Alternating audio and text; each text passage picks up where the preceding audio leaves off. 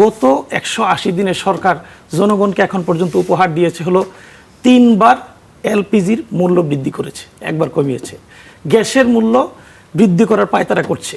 বিদ্যুতের মূল্য ইতিমধ্যেই তারা রেকর্ড সংখ্যক পরিমাণে অতীতের সকল রেকর্ড ভঙ্গ করে তারা ইতিমধ্যে বৃদ্ধি করেছে। আমি মাত্র এই গত 2 বছরে দেখেন, 2 বছরে আমার কনস্টিটিউয়েন্সি 5 বার সরকার ওসি পরিবর্তন করেছে।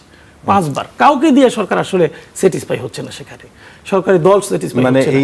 এই 6 মাসে 5 বার না, গত 2 বছরে 5 আগস্টের পরের কথা বলতে। সেটা তো আর বিএনপি ছিল না, না, এবং সেখানে বলা হয় যে আগের সরকারে জামাতের প্রভাব অনেক বেশি ছিল।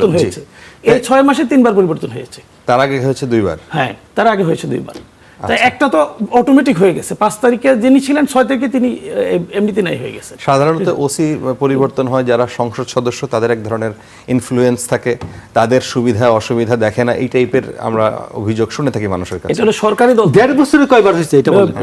সরকার 1.5 বছর, প্রথম 1.5 বছরে কয়বার হয়েছে? 6 মাসে কয়বার হলো? প্রথম 1.5 বছরে 2 বার হয়েছে, পর গত 6 বছরে 4 বার হয়েছে। 3 বার।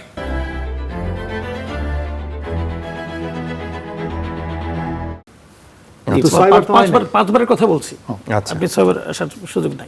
পুলিশ মানে এখানে পুলিশের রিফর্ম যেটা দরকার ছিল, সেই রিফর্ম তো সরকার উদ্যোগ নেয়নি। এই যে মানে জটিলতা না কাটলে পুলিশের মনোবল বাড়বে না, পুলিশের পরিবর্তন হবে না খুব স্বাভাবিকভাবেই।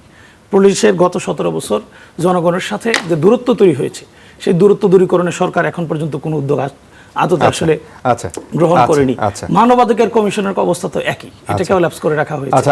আমরা মৌলিক এই যে পরিবর্তনগুলোর কথা বলছিলাম, এই পরিবর্তন কিন্তু সরকার নিয়ে আসতে পারেনি। সর্বশেষ যেটা বলি, গত 180 দিনে সরকার জনগণকে এখন পর্যন্ত উপহার দিয়েছে হলো 3 বার এলপিজির মূল্য বৃদ্ধি করেছে, একবার কমিয়েছে।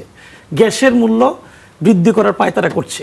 বিদ্যুতের মূল্য ইতিমধ্যেই তারা রেকর্ড সংখ্যক পরিমাণে অতীতের সকল রেকর্ড ভঙ্গ করে তারা ইতিমধ্যে বৃদ্ধি করেছে। জ্বালানি নিয়ে এক মহাতুল কালাম একেবারে সরকারের শুরু থেকে হয়েছে, আল্লাহ সেটা পরিবর্তন করেছে, সরকারকে সেজন্য ধন্যবাদ জানাই, সাধুবাদ জানাই। গ্যাস নিয়ে এখন যে সংকট চলছে, এটা উত্তরণে এখন পর্যন্ত আশু কোনো সমাধানের সম্ভাবনা তো দেখছি না, বরং এটা নিয়ে নানা ধরনের কটাক্ষ, বিরোধী দলকে কটাক্ষ বা এমনকি মন্ত্রীর পক্ষ থেকে চরম হতাশা, এগুলো ছাড়া আসলে আমরা খুঁজে পাচ্ছি না। সুতরাং জনগণ ঘরে রান্না করতে পারছে না, ব্যবসায়ীরা তাদের ব্যবসা প্রতিষ্ঠান বন্ধ করে দিচ্ছে। সরকার বলছিল চাকরি দিবে, চাকরি তো দিতেই পারছে না। শুধু আমি গাজীপুরের কথা বলি, গাজীপুরে গত 2 মাসে প্রায় 2 লক্ষ শ্রমিক চাকরি হারিয়েছে। 188টা প্রতিষ্ঠান বন্ধ হয়েছে, চাকরি দিতেই পারেনি।